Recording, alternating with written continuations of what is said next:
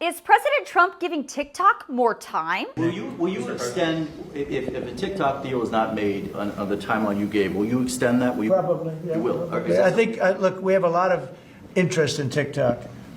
And China is going to play a role. And so hopefully China will approve of the deal.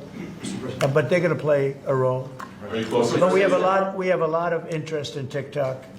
How long would you extend it, and how close are you to a deal? Well, we'll see. But if I need, I don't, right now we have at least another month, so we don't need an extension. But if I needed an extension, I'd probably get it extended. Yeah. Now let me break this down for you quickly. TikTok is supposed to disappear from the United States on April 5th. As of today, that's happening.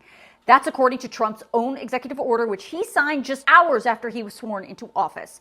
That order gave TikTok 75 days to make a deal to avoid being banned and avoid the astronomical financial penalties for American companies that do business with TikTok. 75 days from January 20th, when Trump signed the order, is April 5th. Trump's order says if there was no deal by April 5th, then TikTok is gone, and any American company that continues to do business with TikTok would get slapped with fines that would literally cripple even massive companies like Google and Apple.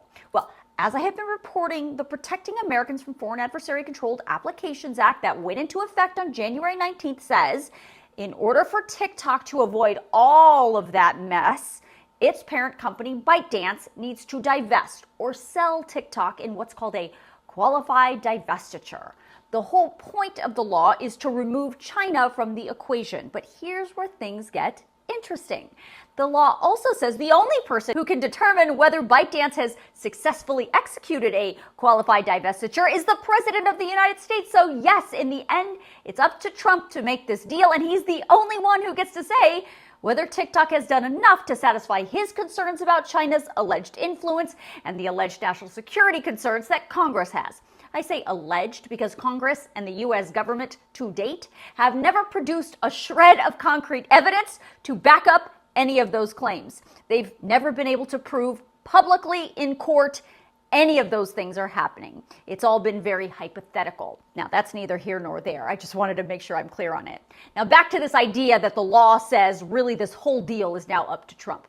A few weeks ago, President Trump put J.D. Vance, the vice president, and Mike Walls, the national security advisor, in charge of working out a deal with TikTok. For the record, when J.D. Vance was a senator, he voted no on the legislative package that included the Protecting Americans from Foreign Adversary-Controlled Applications Act. But Mike Walls, when he was a House representative, absolutely voted yes on that very same law. Now, these two have not publicly said what has been happening with these behind-the-scenes negotiation or how things are going to shake out in the end. But it seems, at least right now, President Trump is willing to give them the time that they need to find a path forward. We know President Trump has gone back and forth over TikTok for the last few years, but it seems, at least right now, he wants to keep TikTok in the U.S. But I want to caution you, the president has been known to change his mind. We've actually seen that in vivid color this week. So it is possible that he could change his mind on this too, especially if he doesn't think things are going in the right direction. So we don't know how this is going to end. I am going to continue to watch it, and that is why it is extremely important for you to make sure you are signed up for my Facts HQ email. I send that out every single weekday. It is a great resource, and it is the best way for you to stay connected to me no matter what happens with TikTok.